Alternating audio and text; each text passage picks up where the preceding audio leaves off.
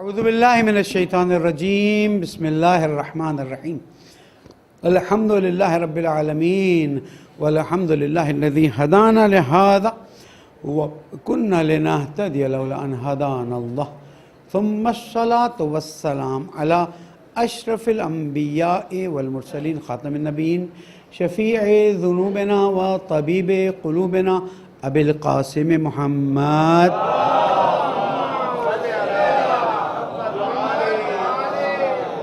وعلى أهل بيته الطيبين الطاهرين المعصومين المظلومين الذين أذهب الله عنهم الرجس وطهرهم تطهيرا.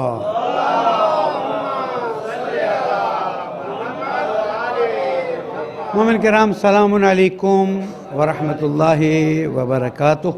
اوصیکم ونفسی بتقوی اللہ ونظم امرکم. اپنے آپ کو پہلے پھر آپ سب کو اللہ کی پرواہ کیجیے، اللہ کا احترام کیجیے اور اپنے امور کو منظم کیجیے، تقوی اختیار کیجیے. یہی کامیابی کا راستہ پالنے والے. تیری نعمتوں پر شکر کی توفیق عطا فرما، گناہوں کو معاف فرما، عاقبت بخیر فرما. درود پڑھ دیں محمد والم.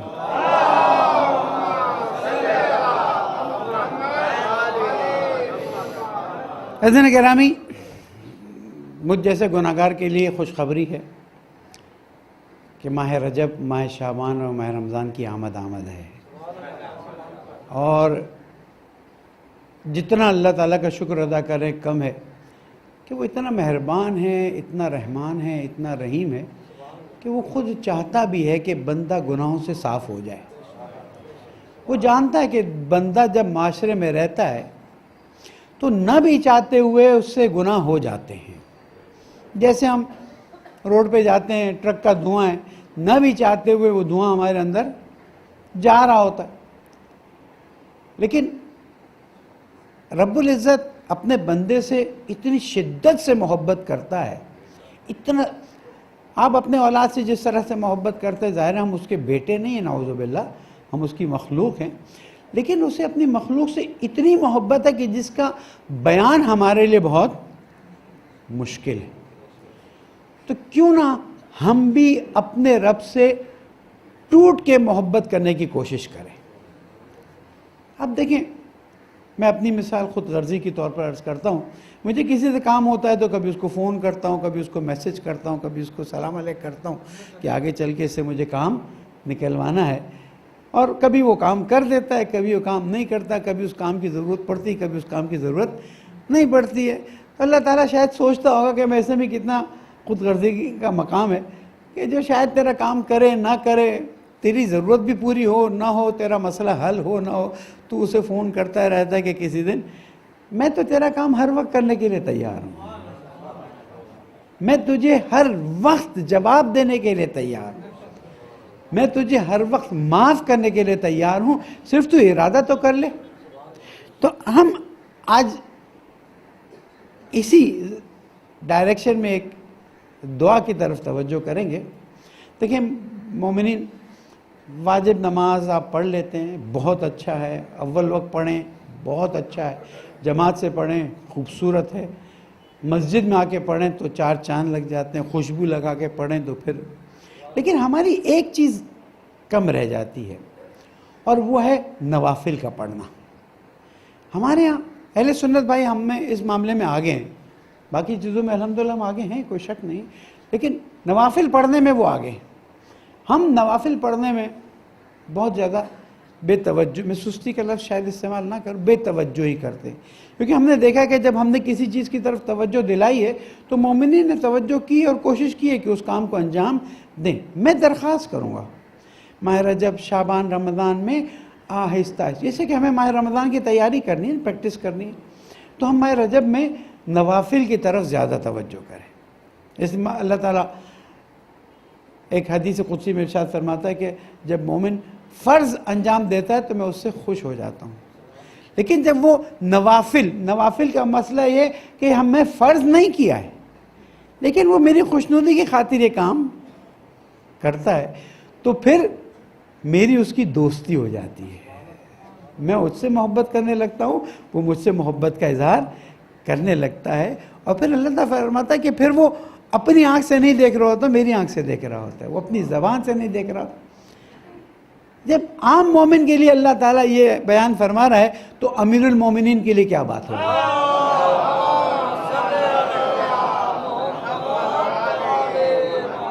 کہ ان کی کیا عظمت ہوگی، ان کا کیا مقام ہوگا۔ یہ مثالیں کوئی بہت ملتی جلتی نہیں ہیں، لیکن ذہن کو نزدیک کرنے کے لیے کہ جو بعض مرتبہ آتے ہیں اور مثلا بعض ایسی باتیں کر جاتے ہیں معصومین علیہ السلام کے بارے میں ان سے کہتا ہوں ان کے درجات کا تصور بھی تمہارے لیے ممکن نہیں ہے۔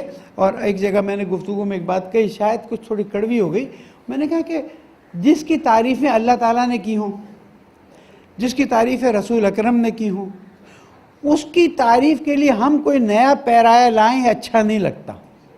یعنی ہم اللہ سے آگے بڑھنے کی کوشش کر رہے ہیں، ہم رسول سے آگے بڑھنے کی، بعض مرتبہ شعراء اور بعض ممبر پہ جانے والے لوگ جو ہیں وہ اس طرح کے کام کو کر رہے ہیں۔ میں نے درخواست کی، میں نے کہا دیکھیں وہ ادھر منقبت وغیرہ شعراء بہت تھے، میں نے کہا آپ کی بہترامی نہیں کر رہا ہوں، لیکن ایک نقطہ آپ کی طرف پیش کر رہا ہوں، سوچئے گا کہ اگر آپ اپنے اشعار میں قرآن اور حدیث سے جو اہل بیت علیہ السلام کے فضائل ہیں ان کو بیان کریں تو 4 چاند لگ جائیں گے۔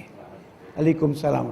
تو ہم اہل بیت علیہ السلام سے رابطہ رکھنا چاہتے ہیں، ان کی طرف جانا چاہتے ہیں، لیکن ان کے مقام اپنی جگہ پر۔ بات میں کیا کر رہا تھا، اللہ تعالیٰ فرماتا ہے کہ پھر تم نہیں دیکھ رہے ہو کہ میں دیکھ رہا ہوں گا، تم نہیں بول رہے ہو کہ میں بول رہا ہوں گا، تم نہیں سن رہے ہو کہ میں سن رہا ہوں گا، اور تمہارے ہاتھ نہیں کام کر رہا ہوں کہ میں تمہاری طرف سے کام کر رہا ہوں گا۔ کیوں؟ اس لیے کہ تم نے میری خوشنودی کی خاطر نوافل کو انجام دیا ہے۔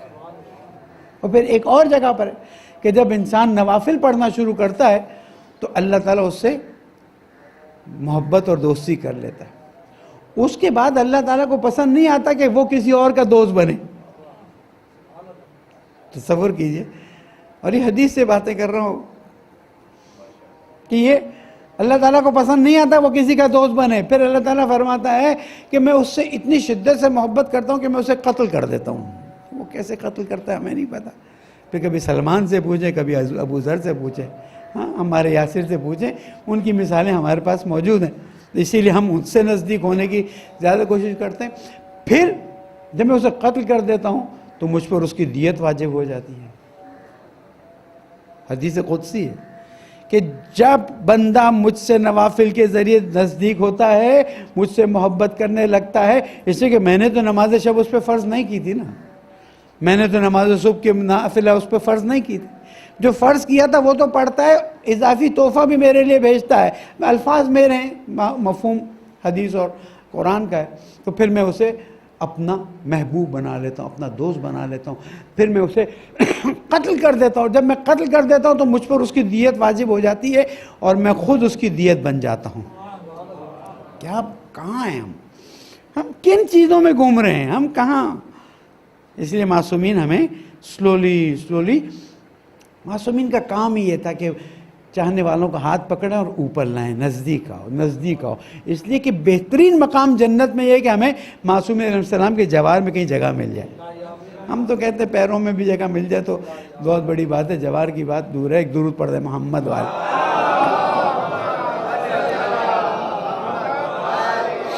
ہمیں نہیں پتا کہ ہم ماہ رجب شعبان رمضان میں داخل ہو سکیں گے، زندہ ہوں گے نہیں ہوں گے، صحیح سالم ہوں گے نہیں ہوں گے، لیکن نیت کرنے کا کام ہمیں دے دیا گیا، ہم نیت کرتے ہیں کہ انشاءاللہ جتنا ہو سکے۔ ٹھیک ہے، دوپہر کے نوافل میں ہو سکتا ہے، دفتر کام کاج روزی مزدوری میں نہ کر سکتے، نماز فجر کی 2 رکعت نافلہ ہیں، وہ فجر سے پہلے، نماز فجر سے پہلے، نماز مغرب کی 4 رکعت نافلہ ہیں، اور نماز عشاء کی 2 رکعت بیٹھ کے، اور پھر جو ایک نافلہ ہے جو آپ کو اللہ تعالیٰ سے بالکل نزدیک کر دے وہ ہے 11 رکعت نماز شب۔ معصومین نے بڑی تاکید کی ہے، اور کبھی موقع ملا انشاءاللہ ماہ رجب میں صرف نماز شب کا طریقہ اور نماز شب کی فضیلت بتاؤں گا۔ اس وقت صرف اتنا بتا دوں، نماز شب آپ نے 10 رکعت جیسے نماز صبح پڑھتے ہیں، پھر 1 رکعت میں بھی قنوت میں کچھ پڑھ سکے پڑھے، ورنہ ربنا آتنا پڑھے، ختم کر دیں۔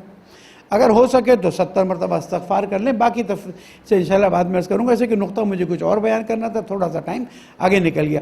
تو اب نماز شب میں جو دعائیں پڑھی جاتی ہیں ان میں سے ایک دعا امام زین العابدین علیہ السلام نے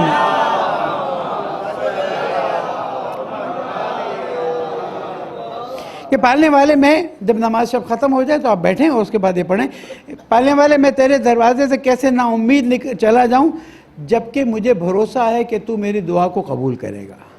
پالنے والے تو مجھے کیسے مایوس کر سکتا ہے جبکہ تو نے مجھے دعا کرنے کا حکم دیا ہے، ادعونی مجھے پکارو میں تمہیں جواب دوں گا، اور جو نہیں پکارتا وہ مجھ سے دور ہو جاتا ہے۔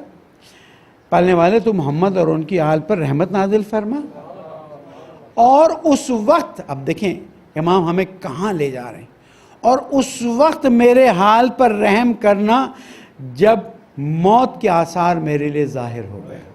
ہم بھول جاتے ہیں ہمیں مرنا ہے، جنازہ دیکھ کے بھی اب ہمارا دل جو ہے اس وقت میرے حال پر رحم کرنا جب میری روح قبض ہو رہی ہو، میرے ساری زندگی کے اعمال میرے سامنے لا کے، اچھے برے سب لا کے رکھ دیے جائیں گے، میری ساری امیدیں قطع ہو جائیں گی اور میں موت کی طرف روانہ ہو جاؤں گا۔ میرے اطراف لوگوں کی آنکھیں رو رہی ہوں گی، میرے گھر والے مجھے روانہ کر رہے ہوں گے، میرے دوست مجھے چھوڑ رہے ہوں گے، مجھ پر مٹی ڈال دی جائے گی، میرا نام بھلا دیا جائے گا۔ کبھی قبرستان جائیں نا تو سب سے پرانی قبریں نظر آئیں نا، ان پر جا کر دیکھیے کہ کبھی کوئی فاتحہ پڑھنے والا آ رہا ہوتا ہے، کبھی اس کو کوئی یاد کرنے۔ مثلا میرے دادا یا میرے والد کے دادا، اب کہاں ان کی قبر، کہاں ان جانا، مٹی میں دبا دیا جائے گا، میرا نام بھلا دیا جائے گا۔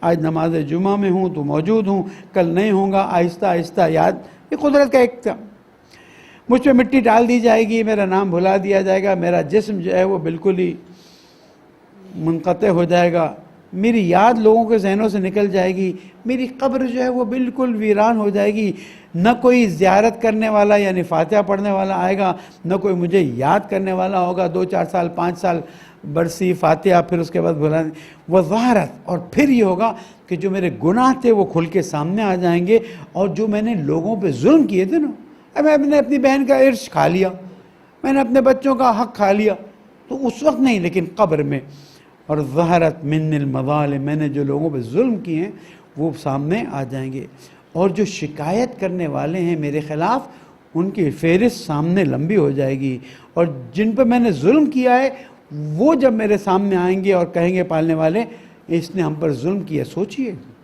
آج ہمارے پاس موقع ہے کہ ہم نے جن پر ظلم کیا آج ان کا حق ادا کر دیں، معافی مانگ لیں، نہیں پتہ ہے تو ان کی طرف سے نیک کام کر لیں، صدقہ دے دیں، اس لیے کہ حقوق اللہ میں تو معافی بہت آسان ہو جائے گی انشاءاللہ تعالی، لیکن حقوق العباد میں امام خمینی رحمۃ اللہ علیہ ایک بار مسجد میں فاتحہ خوانی تھی، جیسے ہمارے یہاں فاتحہ خوانی تھی، میں نے عرض کیا پھر یاد دہانی کے لیے، فاتحہ خوانی تھی، تشریف لے گئے، مسجد کے بالکل دروازے تک پہنچے اور واپس آ گئے۔ اب لوگوں کی جرت نہیں ہوئی کہ پوچھیں فاتح کے اندر نہیں گئے، باہر کھڑے کے فاتحہ پڑھا نکل گئے۔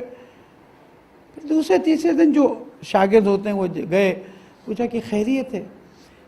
کہا ہاں خیریت ہے۔ کہا آپ مسجد میں نہیں گئے، مجلس فاتح میں نہیں گئے؟ کہا نہیں میں نے باہر سے فاتحہ پڑھ لیا۔ لیکن آپ تو ہمیشہ جاتے ہیں۔ کہا وہاں پر لوگوں کے جوتے پڑے تھے۔ شیعوں کا مجتہد چھوٹا آدمی نہیں ہوتا ہے، وہاں پر لوگوں کے جوتے پڑے ہوئے تھے، اور کسی کے جوتے پر اس کی اجازت کے بغیر پیر رکھنا حرام ہے۔ مجھے یقین ہے اگر وہ پیر رکھ دیتے کوئی ناراض نہیں ہوتا کسی سے، لیکن انہوں نے کہا میرے پاس اجازت نہیں تھی کہ میں ان کے جوتوں پہ، یا تو آپ جوتے سائڈ پہ رکھتے، سٹینڈ پہ رکھتے، یا پھر آپ دیکھ لیں میں نے جو کیا، یعنی ایک جوتوں پہ پیر رکھنے پر انہوں نے مجلس میں شرکت نہیں کی۔ ہم جاتے ہیں اتنی لاپرواہی سے جوتوں پہ پیر رکھتے ہوئے جاتے ہیں جیسے کچھ ہے ہی نہیں۔ بندگان خدا، اگر کسی نے قیامت میں شکایت کر دی میرا بہترین نیا جوتا تھا اس کو رگڑ کے چلے گئے، اور عام طور پر جوتے پہ جوتے پیر رکھا جاتا ہے۔ یہ میں نے چھوٹی سی مثال دی ہے، اس کی بڑی مثالیں آپ کی بزنس میں ہیں، آپ کے انڈر میں نوکری کرنے والے لوگ ہیں، آپ کے مثلا رشتہ دار ہیں، کسی کا بھی حق ذرہ برابر بھی گیا ہے، پالنے والے تو محمد اور ان کے آل پر رحمت نازل فرما۔ اور ان لوگوں کو اب دیکھیں نماز شب میں روز دعا پڑھائی جا رہی ہے تاکہ حق بھی ادا ہو جائے اور اللہ سے دعا کی جائے۔ ان لوگوں کو جو مجھ سے ناراض ہیں، جن کا میں نے حق ادا نہیں کیا ہے، ان کو تو مجھ سے راضی فرما دے اپنے احسان کے ذریعے، اپنے فضل کے ذریعے۔ تو میری گناہوں کو معاف فرما دے، تو مجھ سے راضی ہو جا۔ اب اس کے بعد کے جملے سنیے، الہی ذہبت ایام لذاتی، پانے والے لذت کے دن چلے گئے۔ میں اپنی بات کروں، عزت کے دن، شہرت کے دن، میڈیا کے دن، لوگ ہاتھ چوم رہے ہیں، لوگ ہاتھ ملا رہے ہیں، مولانا مولانا کر رہے ہیں۔ اب قبر میں کوئی پوچھنے والا نہیں ہے، نہ میرا پوچھنے والا ہوگا، نہ آپ کا پوچھنے والا۔ ذہبت ایام لذاتی وبقیت معاصمی، میرے گناہ اور میں، وتبعاتی، جو گناہ کے اثر ہیں، جو ہے نا قرآن مجید میں وَنَكْتُبُ مَا قَدَّمُوا وَآثَارَهُمْ، جو بھیجتے ہوئے لکھتے ہیں، جو اس کے آثار ہیں وہ لکھتے ہیں۔ جس نے ایک اینٹ لگائی ایک مسجد میں، امام بارگاہ میں، مدرسے میں، جب تک اس میں نیک کام ہو رہا ہے ثواب جا رہا ہے۔ اور اگر خدا نخواستہ کسی نے گندا کام کیا، میڈیا میں جا کے ایسے اشتہار، ایسے ڈرامے بنائے جس سے نامحرموں کی تشہیر ہوئی، تو اس کا بھی اثر تو ہر چیز کا ہر ایک کو ملے گا۔ پڑھنے والے، میرے گناہ اور اس کے آثار میرے باقی رہ گئے، اور اب میں تیرے سامنے ایسی حالت میں آیا ہوں، نماز شب میں، جب کوئی نہیں سن رہا، جب کوئی نہیں دیکھ رہا ہے، ایسی حالت میں آیا ہوں کہ پالنے والے تجھ سے امید رکھتا ہوں کہ میری توبہ کو قبول فرمانا، مجھے نا امید مت لوٹانا۔ اللہم آمن روعتی، پالنے والے میری یہ عجیب و غریب حالت، کیونکہ نماز شب میں جب انسان اللہ تعالیٰ سے رو کے مانگتا ہے نا، تو معصوم فرماتے ہیں کہ جو حالت اللہ تعالیٰ کو، جو حالتیں بہت پسند ہیں، جیسے سجدہ دوسری، ایک حالت ہے نماز شب میں آنسو کا نکلنا۔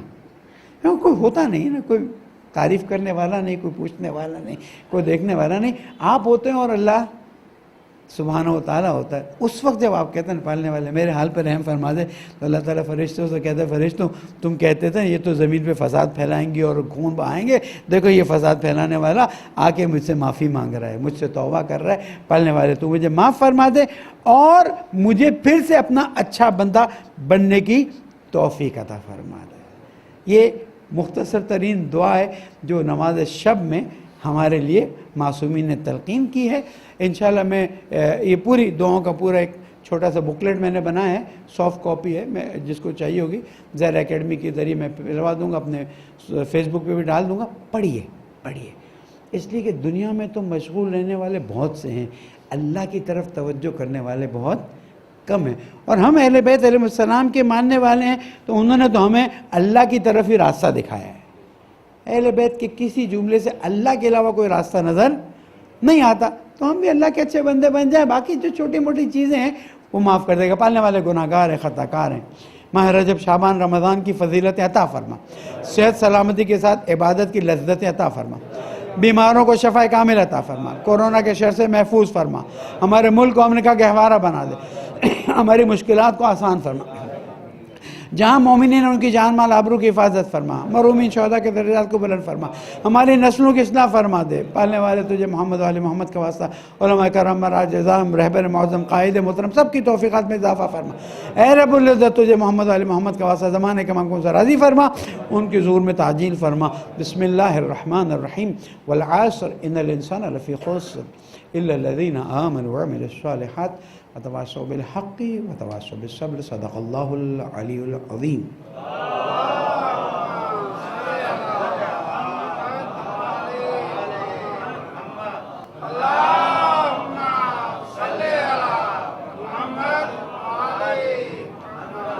اعوذ باللہ من الشیطان الرجیم، بسم اللہ الرحمن الرحیم۔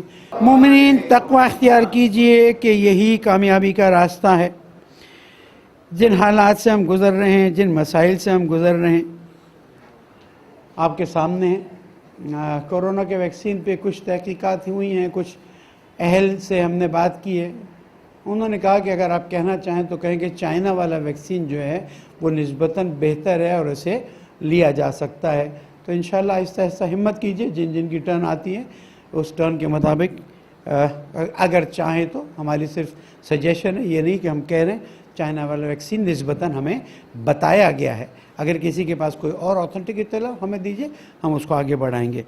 ہمارا اس وقت کا مین مسئلہ تحفظ عزاداری لانگ مارچ ہے، اور اب اس کی اہمیت اور بھی اس لیے بڑھ گئی کہ اب ہم ممبر سے کوئی بھی بات کرنے جا رہے ہیں، ہمارے خلاف ایف آئی آریں کٹ رہی ہیں۔ دیکھ لیجئے، پہلے مولانا رضوی صاحب کے خلاف حیدر رضا رضوی، پھر مولانا علی رضا رضوی صاحب، پھر ابھی مولانا عارف کاظمی صاحب، مولانا جانی کاظمی صاحب کے بھتیجے، یہ رک نہیں رہا.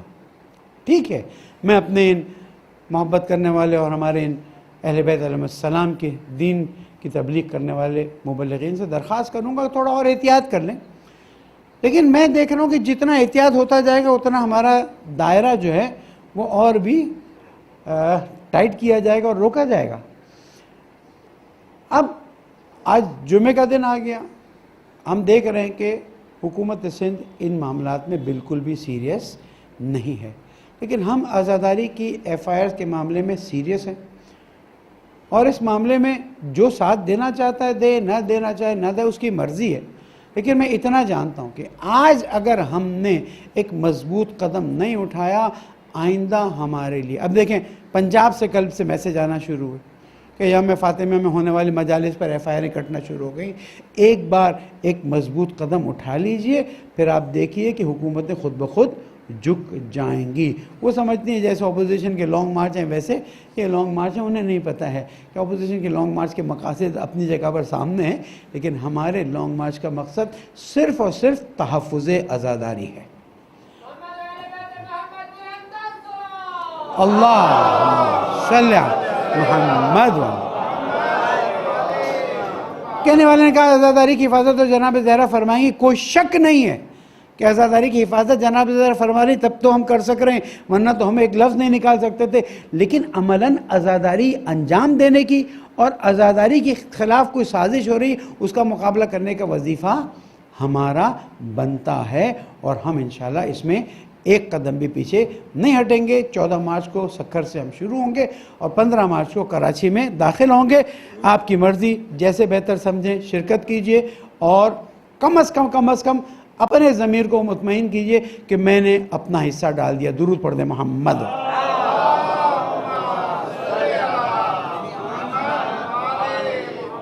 اس 14 فروری اس اتوار کی صبح 10 بجے انشاءاللہ تعالی. دوسرا نقطہ، شاید آپ میں سے بعض کہیں مولانا شاید اس کی یہاں گفتگو کی ضرورت نہیں تھی، لیکن میرے بھائیوں اور جو میری بہنیں باتیں سنیں، یہ آپ لوگوں کی برکت سے باتیں بہت دور جا رہی ہیں، تصور نہیں کر سکتے. اس لیے اگر کبھی کبھار ایسی بات ہو جو آپ کو irrelevant لگتی ہو تو معاف کر دیا کیجئے. لیکن موقع بھی ہے، سسٹم بھی ہے، اور آپ لوگ الحمدللہ حوصلہ بھی رکھتے ہیں. میری چھوٹی چھوٹی ایسی باتیں جو شاید آپ کے لیے بہت زیادہ قابل قبول نہ ہوں، یا بہت زیادہ آپ کو ہو کہ اس بات کو کیا جائے. جی بول دیجیے.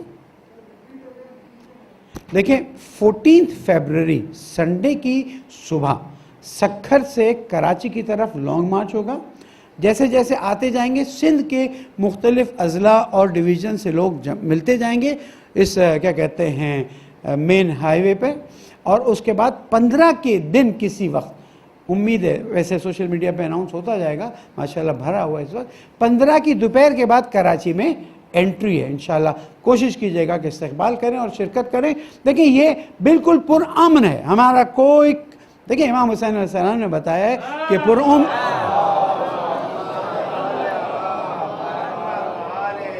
ہم پرامن ہیں، اور انشاءاللہ آخر تک بتائیں گے کہ حسینی جتنا پرامن ہے کوئی اور بھی پرامن نہیں ہے. تو انشاءاللہ شرکت کیجئے گا، اللہ تعالیٰ آپ کو اس کا بہترین اجر عطا کرے گا. دیکھیں جس مسئلے کی طرف میں توجہ دلانا چاہ رہا ہوں، وہ ایک ویڈیو نکلی ہے جس میں بتایا جا رہا ہے کہ سینٹ کی سیٹوں کے لیے پیسے لیے اور دیے جا رہے ہیں. آپ کہیں گے مولانا ہمارا اس سے کیا تعلق؟ دیکھیں سینٹ کی سیٹ بالآخر ایک امانت ہے، جو اس پہ آتا ہے اسے عوام اور پاکستان کے مفادات کا خیال رکھنا ہوتا ہے. اب اگر ایسے لوگ پیسے دے کر آنا شروع ہوں گے تو پیسے دے کر، مجھے کل رات کسی ایک جگہ پر میٹنگ میں بتایا گیا، ایک ایم این اے نے بتایا کہ ایک سیٹ کے لیے 70 کروڑ روپے دیے گئے. اگر ایک سیٹ کے لیے 70 اور 45 سیٹوں پہ الیکشن ہے اور سمجھیں کہ 15-20 سیٹوں پہ دیے جا رہے ہیں تو آپ کو اندازہ ہے کتنا پیسہ خرچ ہو رہا ہے. میرا سپریم کورٹ سے یہ تقاضا ہے کہ یہ پیسے خرچ کرنے والے کون ہیں، ان کے سینٹ کے کیا مفادات ہیں، وہ سینٹ میں آ کر کیا کرنا چاہ رہے ہیں. کیونکہ سینٹ میں آ کر آپ کے پاس بل پاس کرنے اور نہ پاس کرنے کی طاقت آ جاتی ہے۔ کون کون سے ملک ہیں؟ بھئی 70 کروڑ عام آدمی نہیں خرچ کر سکتا۔